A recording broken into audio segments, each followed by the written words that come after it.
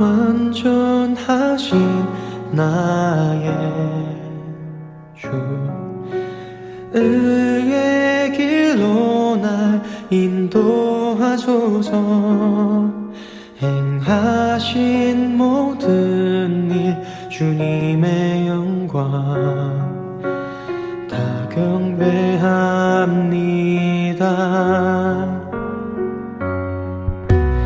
완전 주신 하나님 감사합니다. 오늘도 우리를 한 사람 한 사람 기억하여 주시고 하나님의 거룩한 제단 앞으로 불러주셔서 감사합니다. 지금도 우리의 삶 가운데 살아서 역사하시는 아버지 하나님께 드려질 이 예배 가운데 함께하여 주신 줄로 믿습니다. 하나님 이곳에 성전 삼아 주셨사오니 우리의 생각과 마음을 붙잡아 주셔서 온전한 예배가 하나님께만 올려드려질 수 있도록 인도하여 주옵소서. 아직까지 함께하지 못한 믿음의 동역자들을 기억하여 주시고 저들이 어느 곳에 어떤 모양으로 있든지 간에 하나님의 그 은혜와 사랑을 동일하게 보고받을 수 있도록 주님 축복하여 주시고 기억하여 주시고 함께 동행하여 주옵소서. 홀로 영광 받아 주실 줄 믿사고 예수님의 이름으로 기도드렸습니다. 아멘. 응답 찬송 부르시겠습니다.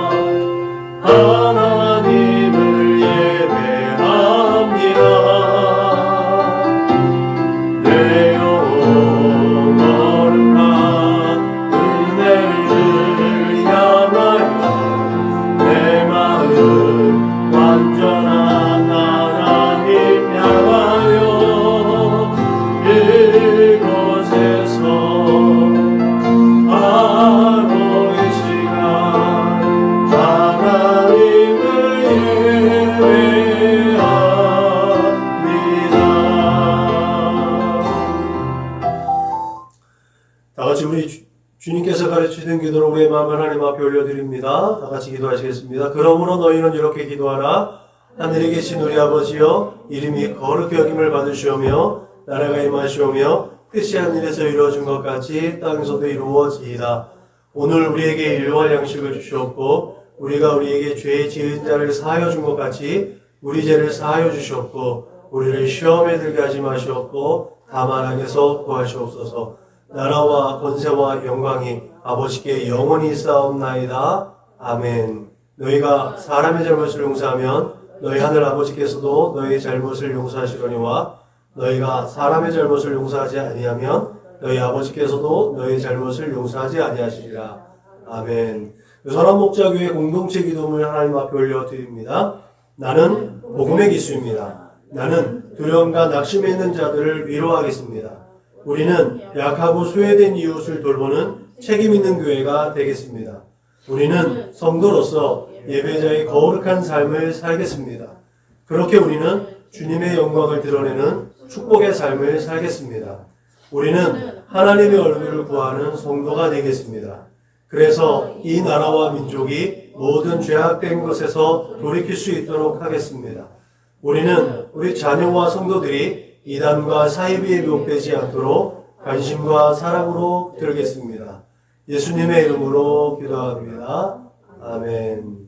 찬송가 486장 불러 하나님께 영광 올려드리겠습니다.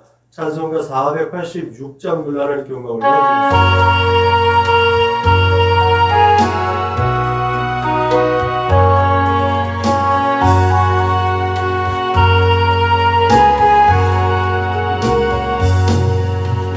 세상에 근심된 일이 많고 참 평안을 몰랐구나.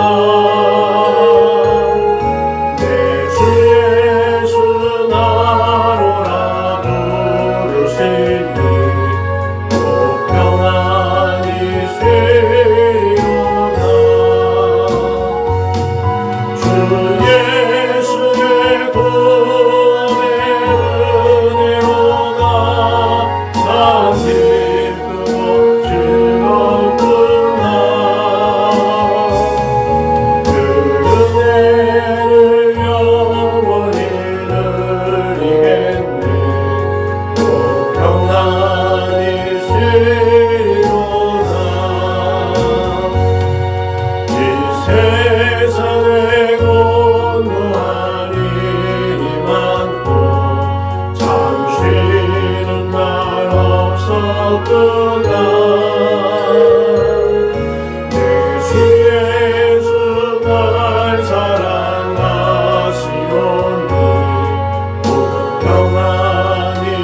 되리로다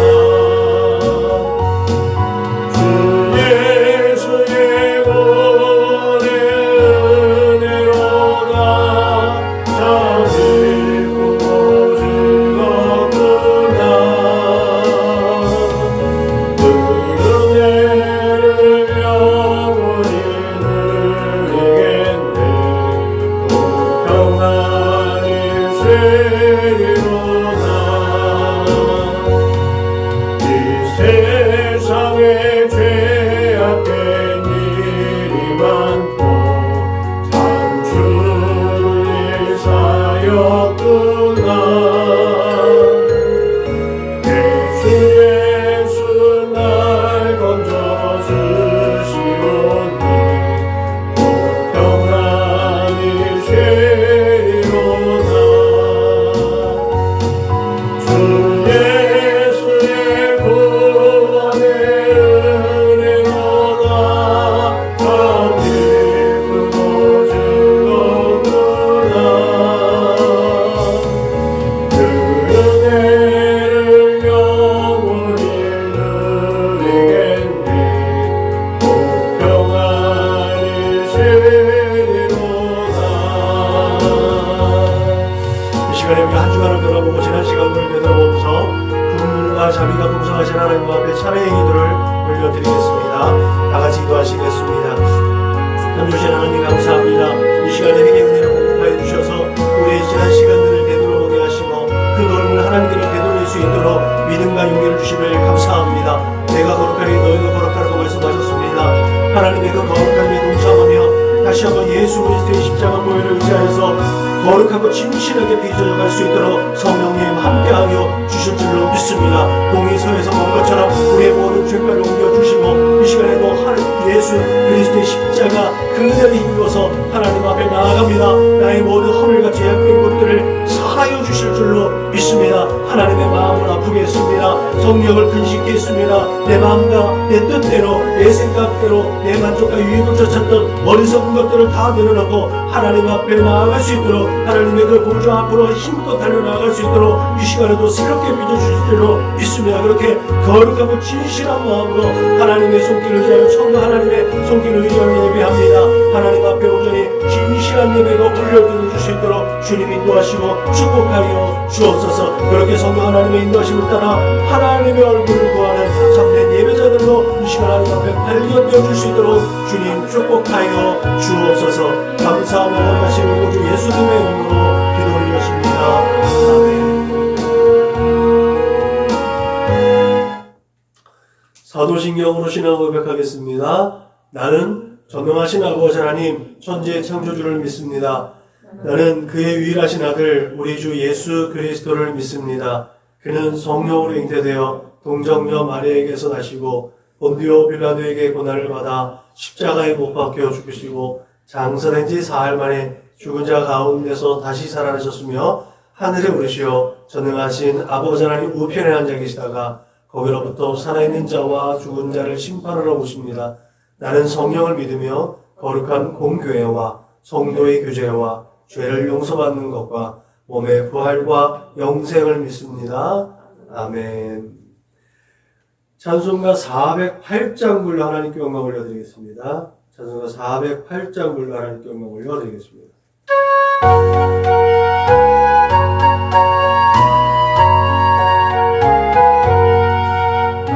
어느 곳에 있든지 늘 마음이 편하다 주 예수 주신 평안아 늘 충만하도다 나의 마음속에 늘 평안해 나의 마음속에 늘 평안해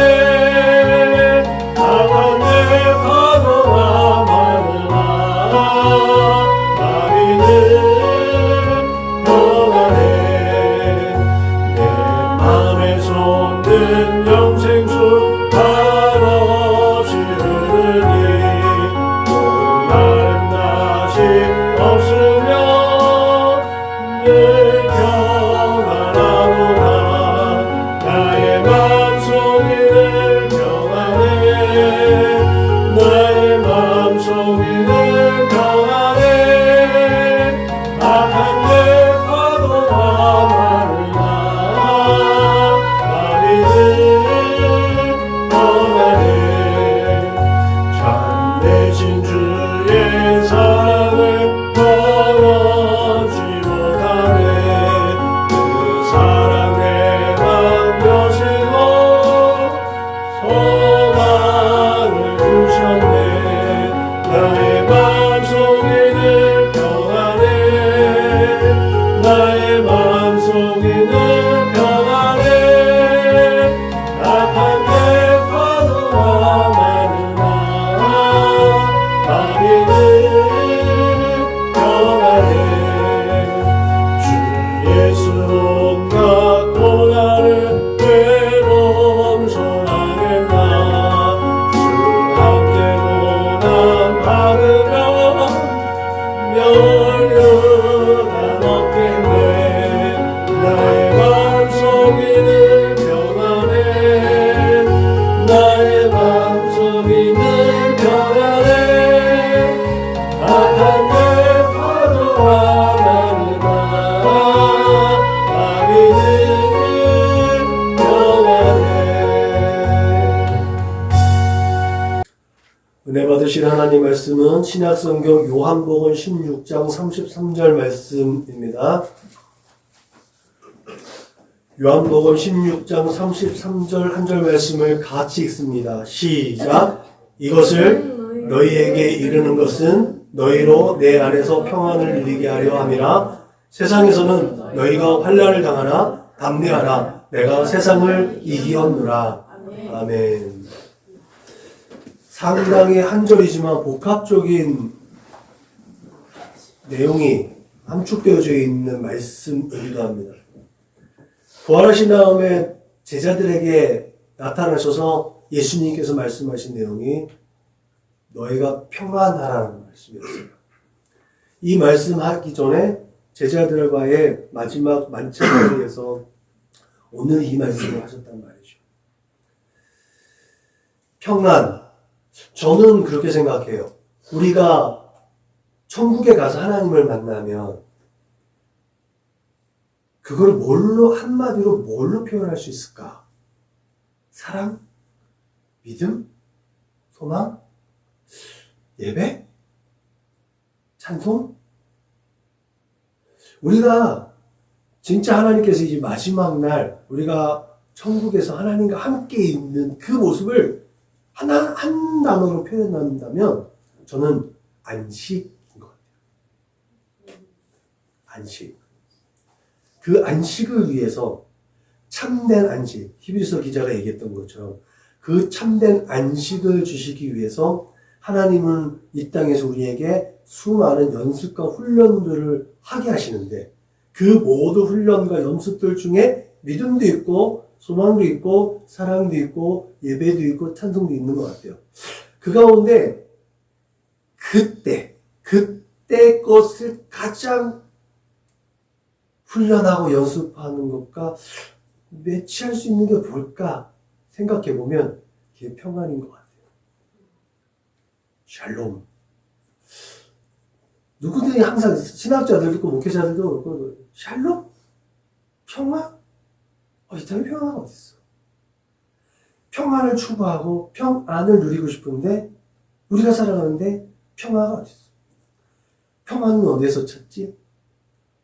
평화의 도시라고 하는 바그다드, 평화의 도시라는 예루살렘. 그곳은 끊임없이 전쟁과 끊임없이 약탈과 그 아픔이 있는데 그곳에 무슨 평화가 있어? 샬롬은 또 누구예요? 압살롬이 헤브론에서 낳은 아들 중에게 정말 그 평안이 있으라고 솔로몬 예루살렘에 나온 아들 중에 그 샬롬을 기대했었던 다윗의 마음이 그들의 이름 가운데 있다는 거죠. 근데 그들의 인생은 그렇게 샬롬하지 못했어요. 평안하지 않았어요. 샬롬을 위해서, 평안을 위해서 연습하고 훈련하는 것들이 저는 나중에 하나님 나라에 가서 하나님과 함께 있는 이 안식을 누리기 위해서 우리가 이 땅에서 연습하고 훈련할 수 있는 가장 적절한 단어가 아닐까? 적절한 주제가 아닐까라는 생각을 해봤습니다. 오직 이것을 기록하면 너희로 예수께서 하나님의 아들 그리스도이심을 믿게 하려 하며 또 너희로 믿고 그 이름을 힘입어 생명을 얻게 하려 함이라. 요한복음 20장에 나와 있는 말씀이에요. 이 말씀을 신학자들은 요한이 요한복음을 기록한 목적이 여기에 있다. 이 목적을 따라서 예수님이 그리스도시고 살아계신 하나님이라는 사실을 믿음으로 말미암아 생명을 얻게 하기 위해서 요한복음은 기록되어졌다는 거죠.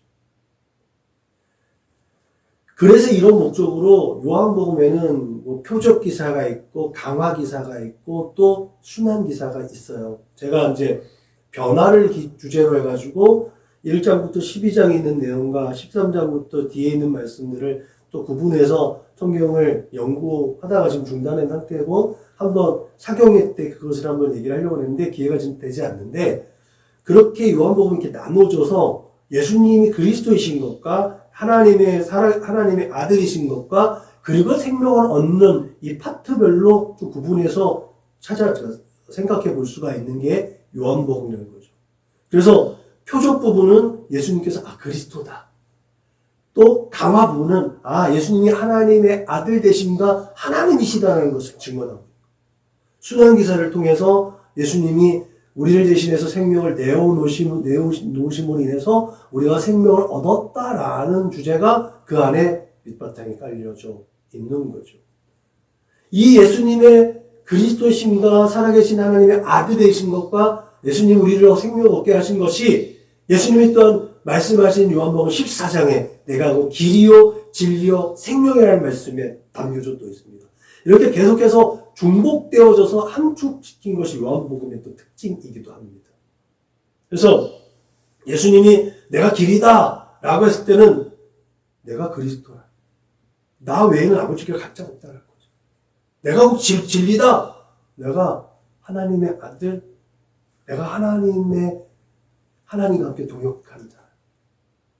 그리고 생명을 얻다. 내가 곧 생명이다라는 것이 하나님, 그 생명의 원천이신 내가 곧 하나님이다라는 것을 이 안에 담고 있다는 거예요. 그런 의미에서 오늘 평안을 있으라고 얘기한 요한복음 16장 33절에 있는 말씀은 그 쭉 내용들을 쭉 나열한 내용들. 요한이 10장, 11장, 12장, 13장 쭉 나열하면서 10장에서 예수님이 선한 목자이신 것을 증언합니다. 11장에서 예수님이 부활이고 생명인 것을 증명하죠. 12장에서 그 마리아가 예수님의 발에 향유를 붓는 이제 사건이 일어나요. 그리고 나서 예수님이 내가 사람들에 잡혀서 죽을 거야 라는 것을 증언하고 예루살렘으로 입성하십니다. 13장 우리가 잘 알듯이 그 성만찬식에서 제자들의 발을 씻겨주시고 그리고 14장에서 지금 말씀하셨던 건 본인이 길이요 진리요 생명이다라는 것을 증언하고 선언하시고 15장에서 참 생명의 참 포도나무 되신 예수님을 증언한다. 본인이 스스로 증언하십니다. 그리고 우리가 그 생명을 또 호흡하는 피조물이라는 것. 우리의 정체성에 대해서 이렇게 쭉 이었어요. 그래서 예수를 떠나서 살 수가 없다는 것을 요한이 쭉 나열시키면서 오늘 본문에 이른 거예요. 그 본문에 이르러서 그렇게 쭉 나열돼서 너가 예수 안에 있다 라고 한 그 결론에 너희가 내 안에서 평안하다. 예수께서 하나님의 아들 되심을 증언하는 이 핵심 메시지 중에 우리에게 평안하라고 말씀하신 이 말씀을 통해서 우리는 진정한 평안이 오직 예수 그리스도를 인해서 우리에게 주어진다는 사실을 또한 받아들이고 깨달을 수 있음을 믿으시길 주님의 이름으로 부탁을 드립니다. 그런 의미에서 무엇보다도 중요한 것은 예수 안에 있는 자에게 평안이 있다는 것을 확신하는 겁니다. 내가 예수 안에 있는가? 내가 두려움에 쌓이고 근심과 염려가 있나? 그 중에 내가 예수 안에 있는가? 예수님을 잠시 내 바깥에 내놓은 거 아닌가? 내 삶 속에서 나하고 예수님이 살던 이 시대, 성경의 시대와 내가 살고 있는 시대는 좀 다르다고 나는 의식하고 있는 거 아닐까? 성경의 가르침이고 내 삶의 상황은 내가 지금 이 돌파해내갈 나의 문제라고 생각하고 있는 것은 아닐까? 라는 것을 생각해 봐야 되는 거죠. 확실하게 평안을 누릴 수 있는 방법, 그 방법이 내 안에서라는, 예수 안에서라는, 여러분 크리스찬이라는 것이 그리스도에게 속한 자라는 뜻이라고 우리는 잘 알고 있잖아요. 그렇기 때문에 주 안에서 이루어지는 삶이 기독교인의 삶인 줄로 믿으시길 바랍니다. 내게 닥쳐져 있는 이 모든 삶이 그냥 단순히 내 문제가 아니라 그리스도인의 삶의 문제라는 것들을 직시해야 되는 거죠. 내 욕심 때문에 내가 잘못해서 그런 어려운 문제를 겪을 수도 있어요. 근데 그 내 생각과 내 마음이 내가 그리스도인이기 때문에 선택한 문제라면 그것은 하나님께서 더 좋은 길로 예비해 주실 줄로 믿으시길 바랍니다. 이게 기독교인의 마인드, 크리스찬의 마인드인 거예요. 내가 실수했어. 내가 잘못했어. 하나님, 내가 이런 문제로, 이런 생각으로, 아니면 저희 지식이 짧아서, 지혜가 부족해서 잘못된 판단을 했어요. 실수했어요. 하나님, 나를 불쌍히 여기시고, 나를 긍휼히 여겨주셔서 이 상황 속에서도 최상의 결과를 얻어낼 수 있도록 인도해 주세요. 라고 기도할 수 있는 것이 기독교인들의 마인드라는 거죠. 그래서 세상 사람들이 늘 처음에는 비아냥거리는 모습인데 그들이 경험하고 나서 고백하는 게 뭐예요? 예수 믿는 사람들은, 교회 다니는 사람들은 긍정 마인드예요. 모든 어떠한 상황 속에서도 긍정적으로 그 모든 것들을 바라보려는 생각과 마음.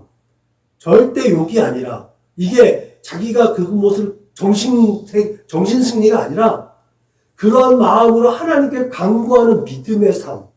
그 삶을 통해서 평안이 깃들어진다는 사실을 기억하시길 바랍니다.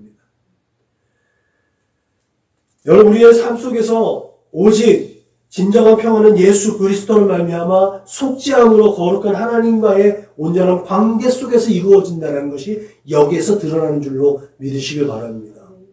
말씀드렸던 것처럼 이런 믿음과 우리의 삶이 괴리감이 있어요. 그럼에도 불구하고 그리스도인의 삶 속에서 가장 중요한 것은 이 믿음과 삶의 괴리를 좁히는 것이 우리들의 능력이라는 거죠. 우리 믿음이 삶으로 드러내고 우리의 삶이 믿음의 결과가 드러나는 것. 그게 그리스도인의 삶의 모습이라는 거죠. 그게 세상과 다른 거예요. 세상과 똑같이 사는 것 같은데 다른 것. 그게 기독교인들의 삶의 모습이라는 거죠. 현대의 형식적인 삶 속에서 일주일마다 한 번. 우리 세대만 해도 수요 예배 빠지면 큰일 나는 줄 알았어요. 새벽 예배를 안 드리면 뭔가 죄스러운 느낌. 그래서 매일은 못 가도 시간이 되면 그냥 꾸역이라도 가야 되는 게 새벽 예배였고. 근데 지금은 일주일에 한 번, 주일 예배 한 번 드리잖아요. 그죠? 말하면 주일날 한 번 폭식하는 거예요.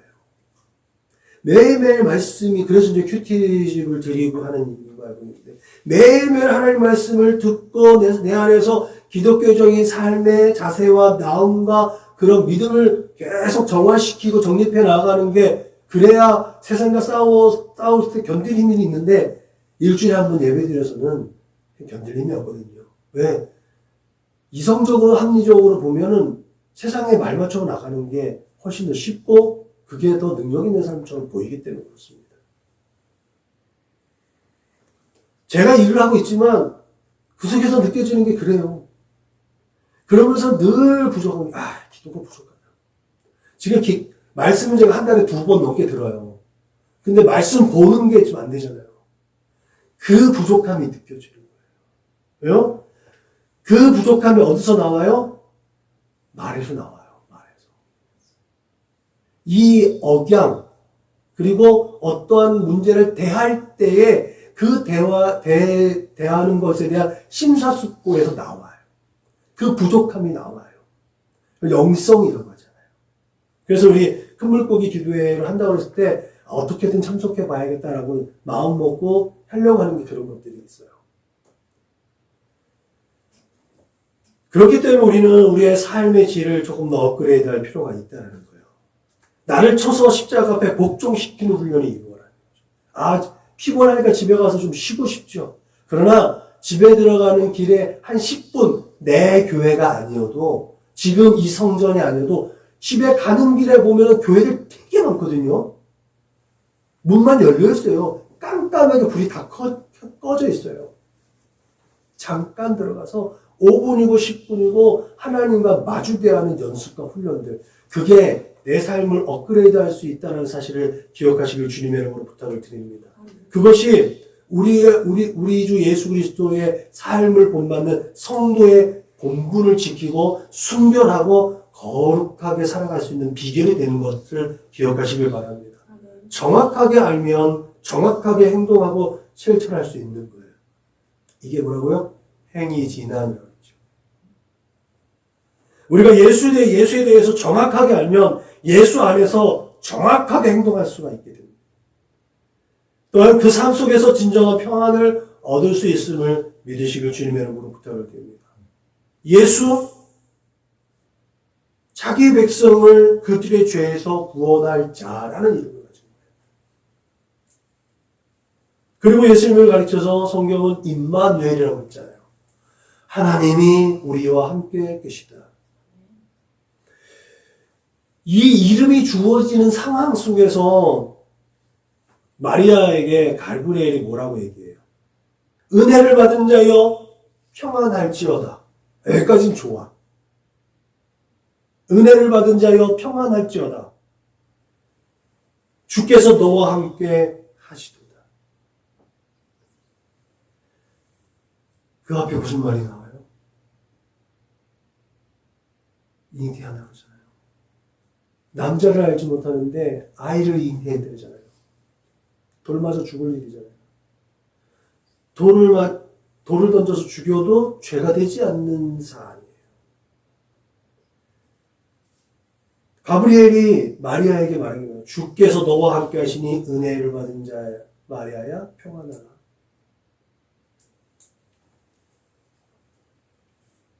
예수님의 이 탄생기사에서 나타난 것은 이스라엘 백성들에게 있어서는 복음이기도 합니다. 이스라엘 백성들에게는 복음이에요. 하나님께서 말라기 선지자 이후에 400년 동안 이스라엘 백성들에게 그 음성을 드러내지 않았어요. 메시지를 주지 않았어요. 이스라엘 백성들이 하나님의 백성이라고 살아가고 있었는데 하나님의 백성에게 하나님께서 말씀하지 않으신다. 하나님의 백성은 하나님이 그들을 떠났다고 생각합니다. 자기들은 버림받았다고 생각했어요. 그런 하나님의 백성이라는 특권의식으로 살아가고 있었던 이들에게 하나님이 그 침묵을 깨시고 내가 그들과 함께하다. 하나님이 우리와 함께 하신다는 이름의 아들을 내어주셨다는 거예요. 그 암흑 같은 세월을 지나면서 복음이 전해졌는데 거기에 구심점에 누가 있어요? 마리아가 있잖아요. 마리아는 처녀예요. 처녀가 아기를 가졌어요. 그 소식은 복음인데 그 상황은 돌을 던져서 죽여야만 하는 상황인 거예요. 근데 그 아이가 태어나면 예수이고 임마누엘이고 마리아도 딜레마고 이 주변을 둘러싸고 있던 사람들도 딜레마인 거예요. 제가 요셉이 결코 좋은 사람이라고 말하지 않았잖아요. 성경엔 의인이라고 했지만 그 의인은 자기가 자기의 율법 안에서 의롭다고 생각했기 때문에 의인인 거지. 마리아는 돌 맞아 죽도록 내어놓는 거예요. 방관하고 책임 없는 자세로 저는 요셉에 대해서 좋게 보지 않는 사람 중에 한 사람. 그래서 의인, 하나님께서 의롭다고 칭의한 의인 말고 자기 스스로 자기의 세워진 율법과 자기의 의에 합당한 디카이오스는 결코 의인이 될 수 없다는 거예요. 400년 동안 하나님께서 이스라엘 범죄 가운데서 성전문을 닫으면 좋겠다고 하셨다가 그렇게 떠나셨다가 마음을 돌이키셔서 당신의 백성들 가운데 다시 나타나셔서 그들이 지은 죄를 사하시고 구원하시겠다. 그 메시지가 들렸고 그 메시지가 당신의 백성들과 함께 하시겠다는 그 메시지였는데 예수 처녀가 낳은 아들 예수는 이스라엘 백성들에게는 복음의 그 자체였는데 도대체 이 문제를 어떻게 해결해요? 이들에게 평안이 있었을까요? 천사들이 나타나서 마리아에게 경배하고 동방박사들이 와가지고 그 아기 예수께 경배했을 때 그때 비로소 그들은 처녀가 아이를 낳았다라는 것보다는 우리에게 구세주가 나왔다라는 것을 깨닫지 않았을까요? 그때 비로소 그들에게 평안이 있었다는 거죠. 이게 굉장히 중요한 문제예요. 내가 가지고 있었던 기준과 내가 가지고 있던 이 상황 속에서의 모든 문제들을 다 버렸다는 거예요. 문제는 무엇이에요? 하나님께서 어떻게 하시는가를 보았다는 거죠. 경험했다는 거죠. 목자들이 동방의 박사들이 와서 예수께 경배했다는 것을 보면 그냥 세 사람만 온 게 아닌 거죠. 원래는 네 사람이긴 했는데 이 사람들이 어마어마한 권력을 가진 자들이기 때문에 그들을 수행하는 수행원들도 어마어마하게 많았다는 거죠. 그래서 예루살렘이 마태복음 보면 되게 혼잡하고 복잡하고 분주했다는 기사가 있는 것이 그냥 세 사람, 네 사람이 왔는 게 문제가 아니라 그들을 수행하는 사람들도 어마어마하게 많이 왔었다는 걸 신학자들이 그렇게 해석을 해요. 그들이 왔을 때 그 일대에 있는 사람들은 그래서 처녀 마리아가 아기를 낳았네라가 아니라 이스라엘의 하나님이 우리에게 그리스도를 보내셨네 라는 걸로 가치가 바뀌었다는 거죠. 생각과 마음이 바뀌었다는 거죠. 그랬을 때 그들 마음 가운데 구세주를 영접할 수 있는 평안이 임하였다. 이게 진정 예수 안에서의 평안이라고 저는 생각이 돼요. 우리의 삶의 모든 순간에 그렇게 예수 그리스도가 함께 하시길 주님의 이름으로 부탁을 드립니다. 우리의 마음과 의식 가운데 항상 예수 그리스도의 그 넓고 깊고 높은 사랑을 기억할 때 우리는 진정 세상이 알 수도 없는 평안을 누리며 살아갈 수 있음을 믿으시길 주님의 이름으로 부탁을 드립니다. 또 한 가지 우리가 평안을 누릴 수 있는 것은 우리가 예수 안에 있지만 세상에서 환난을 당한다는 사실을 인정할 때 우리는 평안을 누릴 수 있는 거예요. 하나님은 그렇다고 했어. 예수님의 말씀 보십시오. 우리에게 평안을 누리게 하신다고 말씀하셨죠. 그러나 세상에서 환난을 당한다라는 말도 덧붙였다는 사실입니다. 예수님께서 제자들과 함께 배를 타고 갈릴리 바다를 건너가고 있었어요. 풍랑이 일어났습니다. 평생 동안 그 갈릴리 바다에서 고기를 잡으면서 잔뼈가 굵은 그 어부들, 어떻게든 살아보려고 물을 빼고 난리 어거지를 치고 있는 그 사람들도 감당할 수 없는 그 상황 가운데서 예수님은 어떠셨죠? 고물에 누우셔서 주무시고 계셨어요. 제자들이 예수님한테 선생님이여 우리가 죽게 된 것을 돌보지 않으십니까? 라고 다급하게 가서 예수님을 깨우잖아요. 그때 예수님이 뭐라고 그래요? 그 제자들과는 달리 다 일어나셔서 그 바다에게 고요하라, 잠잠하라 일컫잖아요. 예수님이 하나님 되신 것을 증명하기 위한 하나의 기사이지만 그 기사 내면 속에 그 상황 속에서도 평안하고 있는 예수님의 모습을 볼 수 있다. 예수님에게 있었던 이런 고요와 평안함이 제자들에게는 없었다는 거예요. 여기서도 또 느낄 수 있는 것. 그 배 안에 함께 예수님과 제자들이 있었는데 그 상황 속에 제자들의 의식 속에서 예수님은 없었던 거예요. 그냥 인간 예수, 자기들과 본성과 본질이 똑같은 예수만 있었던 거지 하나님의 아들 그리스도이신 예수는 없었던 거예요. 그들의 자아와 경험만으로 그들의 문제를 해결하려고 하는 본능적인 모습만 있었지 예수를 바라보려고 하는 믿음이 그들에게 없었다는 거예요. 여러분, 우리가 세상에서 고통받고 어려움을 당하는 이유가 바로 이와 같습니다. 예수님이 계심에도 불구하고 예수 안에서 있지 못하기 때문에 시련의 바람이 불어오고 고통의 물결이 우리를 덮을 때 괴롭고 힘든 거예요. 예수께서 우리에게 분명히 말씀하셨습니다. 너희가 세상에서는 환난을 당한다. 여러분, 이 환난이 뭐예요? 제가 생각할 때는 이 환난이 오히려 우리의 상급이에요. 이기는 자에게 주시는 상급이 있다 그랬잖아요. 이기는 것이 뭐예요? 이기려면 뭔가 있어야 되잖아요. 그 이기는 상대가 환난이고 시험이고 근심이고 염려이고 계속해서 도전해 오는 것들 아니겠습니까?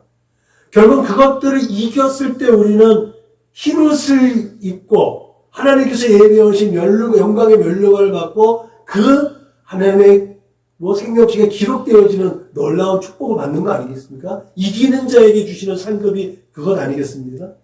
그래서 환난은 결국은 우리의 상급을 위한 도구라는 거예요. 더구나 더 중요한 환난은 예수님을 믿기 때문에 당하는 환난이 더 큰 상급이 있겠죠. 과거 우리의 선진들은 예수님 때문에 예수쟁이라는 욕을 얻어먹었습니다. 그리고 유별나다고 핀잔을 들어야만 했습니다. 또 예수 믿는다고 안티크리스찬들에 의해서 묻지마 폭행도 당하고 일가 친척들에게는 조상도 못 알아본다고 그렇게 외면당하고 호래자식이라는 욕도 들었습니다. 오늘 기독교인들의 문제가 저는 여기서도 비롯된다고 봐요. 이런 소리 듣기 싫어서. 신앙은 개인의 문제니까. 너무 수구적으로 감춰지다 보니까 다 아리마대 요셉과 같아. 다 니고데모 같은 삶의 모습을 살아가고 있는 것은 아닌가? 오늘날 우리에게 있어서 이 환난은 무엇입니까? 무엇보다도 오늘날 우리에게 있어서 가장 힘든 것은 세상의 그런 편의주의와 유의를 즐기는데 교회의 생활이 많이 제약을 준다는 거예요. 오늘날은 그 제약이 많이 풀리긴 했어요. 그전에는 주일날 자식이 아파도 병원에 못 되는 거예요. 지금도 고신측은 주일날 물건도 잘 안 사요.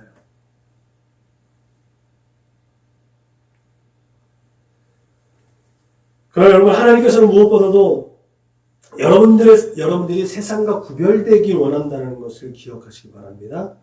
분리된 삶이 아니라 구별된 삶이에요.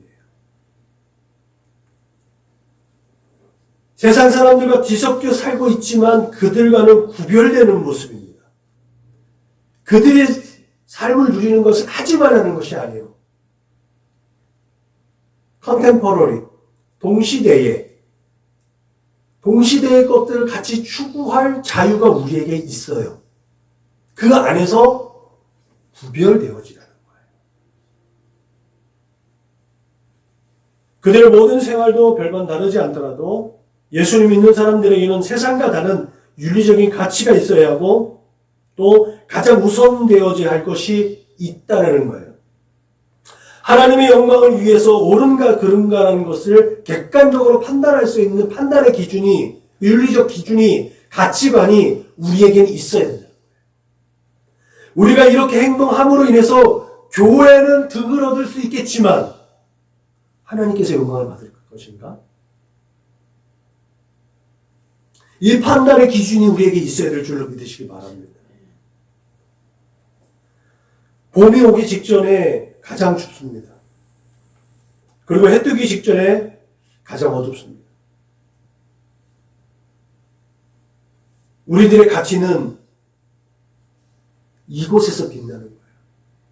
우리가 살아가면서 얻어지는 육체적인 그런 고통뿐만 아니라 세상과 병행하면서 누리고 싶은 그런 욕망들을 떨쳐버려야 한다는 이런 부담감이 있지만 그런 마음의 갈등의 어려움들이 극심하면 극심할수록 우리는 그것들을 견뎌서 이길 때마다 예수 그리스도의 그런 말로 형용할 수 없는 은혜와 축복과 평안이 우리에게 끼쳐진다는 사실을 믿으시길 주님의 이름으로 축복합니다. 이 같은 이유로 예수 안에 있는 평안으로 우리의 삶 가운데서 강하고 담대할 수 있어야 됨을 믿으시기 바랍니다. 요한복음에서 평안이란 말이 여러 곳에서 사용됩니다. 그래서 특징적인 것은 예수님께서 제자들을 떠나보낼 때 그리고 그들과 분리되어질 때 이 평안이라는 단어를 썼다는 거예요. 예수님은 이제 세상에 남게 되어 불안해하는 제자들에게 평안을 너희에게 끼치노니 곧 나의 평안을 너희에게 주노라. 내가 너희에게 주는 것은 세상이 주는 것 같지 아니하니라. 너희는 마음에 근심도 말고 두려워하지 말라라고 이럽니다. 이 말씀을 하기 전에 예수님께서 도대체 제자들이 생뚱맞게 야 평안하라고 그랬으면 제자들이 불만이 있었겠죠. 근데 이 말씀을 하시기 전에 예수님께서 무슨 말씀을 하시냐. 아까 얘기했던 내가 그 길이요 진리요 생명이라는 말씀을 자기 선언을 하신 다음에 성령을 보냈다. 보혜사 성령께서 예수님이 떠나시면 제자들 가운데 우리의 삶 가운데 오셔서 예수님에 관한 모든 것들을 가르치고 생각나게 하실 것이라는 것을 제자들에게 말씀하십니다. 보혜사 곧 아버지께서 내 이름으로 보내실 성령 그가 너희에게 모든 것을 가르치고 내가 너희에게 말한 모든 것을 생각나게 하시리라. 여러분 우리에게 있는 보혜사 성령님은 그렇게 예수님께서 이루어오신 승리의 결과를 우리에게 쥐어주시는 분이라는 사실을 기억하시길 바랍니다. 그렇기 때문에 이 세상 가운데 살아갈 때에 참된 평안으로 보다 더 아름답고 풍요로운 삶을 살아갈 수 있고 때를 따라 돕는 은혜와 사랑과 그 긍휼을 기대할 수 있음을 믿으시길 주님의 이름으로 축복합니다. 그렇기 때문에 어그러지고 거스러지고 하나님을 계속해서 거부하는 이 세대 가운데서도 우리는 강하고 담대하게 그 모든 도전들을 맞서서 설 수 있는 그런 용기가 있는 줄로 믿으시기 바랍니다. 여러분 그 성령께서 우리에게 그렇게 도전과 그런 염려와 근심을 맞서 싸우게 하는 가운데서도 이기게 하실 수 있는 근거가 바로 예수께서 사망 권세를 이기시고 승리하셨다는 결론 진리가 있기 때문이라는 사실을 기억하시길 주님의 이름으로 부탁을 드립니다. 우리가 예수 그리스도로 말미암아 세상의 권세 잡은 자들과 이 세상의 이 어둠의 주관자들에게 해방되어지고 그렇게 천국의 백성이 되었음에도 불구하고 여전히 그들의 도전을 맞서서 시련과 환난을 감당해야 되는 이유가 여기에 있는 거예요. 원수막의 사단이 끊임없이 마지막까지 우는 사자같이 두루 다니며 어떻게 해서든 한 명이라도 하나님을 배반하게 하기 위해서 지금도 끊임없이 미혹하고 현혹하고 유혹하고 있음을 기억하시길 바랍니다. 광명의 천사로 가장을 한다고 했어요. 우리에게 그럴듯하게 우리의 귓가에 속삭입니다. 예수님에게 그렇게 속삭였던 마귀가 우리 정도의 아무것도 아니지 않겠습니까? 이처럼 우리에게 시험과 환난 같은 것은 패퇴하는 악한 영들의 마지막 발악이라는 사실도 우리는 기억해야 될 줄로 믿으시길 바랍니다. 그것 때문에 우리가 좌절하고 근심하고 염려할 필요가 없는 거예요. 순간적이고 눈앞에 보이는 고통과 아픔 때문에 이미 우리에게 주어진 천국의 그 아름다움과 풍요로움을 포기하지 않을 수 있기를 주님의 이름으로 축복합니다. 이와 같이 예수 그리스도 안에 있는 참된 평안을 성경에서는 평강, 평화, 평안 이 구별 없이 사용하고 있습니다. 히브리어로는 늘 제가 얘기했듯이 샬롬. 예수님께서 옥합을 깬 여인과 12에 아는 그 여인에게 내 믿음이 너를 구원하였으니 평안히 가라 라고 말씀하셨을 때 이 똑같은 에레네 라는 단어, 샬롬이라는 단어를 사용하셨습니다. 그냥 평안이 아니라, 그냥 마음의 평안함과 고요함이 아니라 이 에이레네와 샬롬 안에는 죄를 용서받았다는 것들이 함축되어져 있다는 겁니다. 이 죄 용서와 치유의 결과로 우리가 종래에 하나님과 함께 안식할 수 있는 그 아름다운 삶의 모습들. 그렇기 때문에 예수님께서 주시는 평안은 그런 의미에서 구원과 평안이 같은 의미로 혼용될 수 있음을 믿으시길 바랍니다. 단어도 다르고 사용하는 것도 다르지만 그 사용하는 그때의 상황들 속에서는 같은 의미로 받아들일 수 있음을 믿으시길 바랍니다. 그러므로 여러분 범사에 기뻐하고 평안하시길 바랍니다. 주 예수님께서 이 세상 모든 어둠의 주관자들을 멸하시고 승리하셨다는 이 명확한 진리가 우리의 생각과 마음 가운데 굳게 세워질 수 있어야 될 줄로 믿으시길 바랍니다. 이런 평안이, 이런 참된 평안이 예수 그리스도 안에서 세상과는 구별된 아름다운 가치로 여러분들 삶 가운데 충만하게 임하시기를 주님의 이름으로 축원합니다. 기도하시겠습니다. 내 믿음이 너를 구원하였으니 평안히 가라. 하나님, 우리의 한 사람 한 사람의 믿음으로 말미암아 평안을 얻게 하여 주옵소서. 예수님이 그리스도이시고 참 하나님의 아들 되시고 우리에게 참 생명을 주시는 분이라는 것들을 마음에 깊이 새겨서 날마다 이 세대 가운데서 하나님을 바라보는 시선으로, 하나님을 바라보는 마음으로, 하나님이 바라보시는 그곳으로 발걸음을 옮겨줄 수 있도록 인도하여 주옵소서. 그렇게 하나님과 동행하며 이 세대 가운데 여러 가지 시험과 시련과 환난과 근심과 염려 가운데 있을지라도 이기는 자들이 되게 하고 그 삶 가운데 평안하게 하여 주옵소서. 감사하며 걸어가신 우리 구주 예수님의 이름으로 축복하며 기도하였습니다. 아멘. 파송찬송 부르시겠습니다.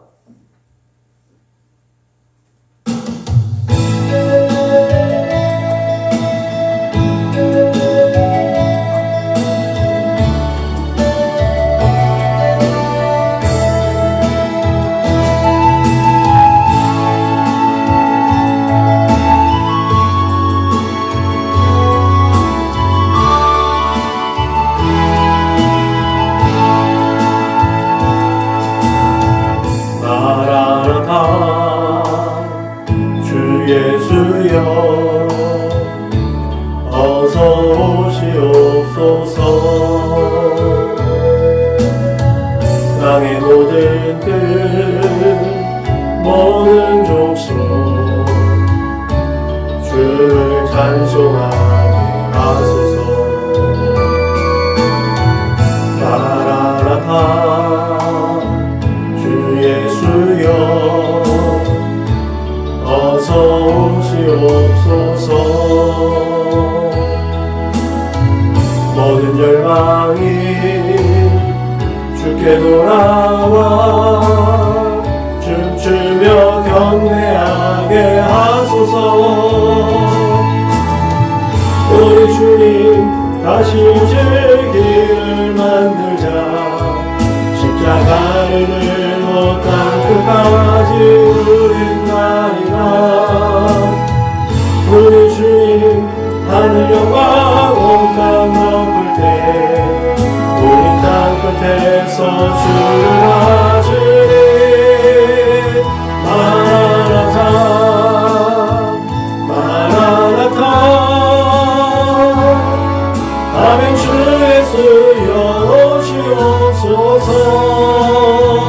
마라나타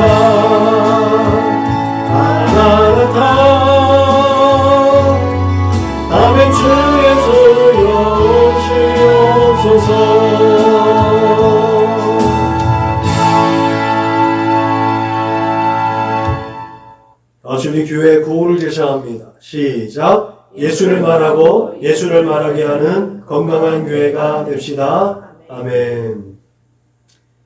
이제는 길이요 진리요 생명 되시는 우리 구주 예수 그리스도의 은혜와 아버지 하나님의 그 크고 넓고 깊고 영원하신 사랑과 보혜사 성령님의 내주하시고 교통하시고 역사하시니 이제 예수 안에서 평안을 누리며 이 세상에서의 모든 환난과 근심과 염려 가운데서도 평안하며 그렇게 하나님께 영광이 되는 삶, 하나님의 이름을 거룩히 여기는 복된 삶을 통해서 하나님의 마음을 시원하게 하고 하나님의 얼굴에 미소 지게 하고 있느라고 고백하고 결단하고 그렇게 나아가는 우리 사랑하는 믿음의 거룩한 권속도 저축 머리 위에 저들의 가정과 직장과 사업장 위에 저들과 관계하는 모든 사람들 머리 위에 지금부터 영원토록 충만하옵기를 축원하옵나이다.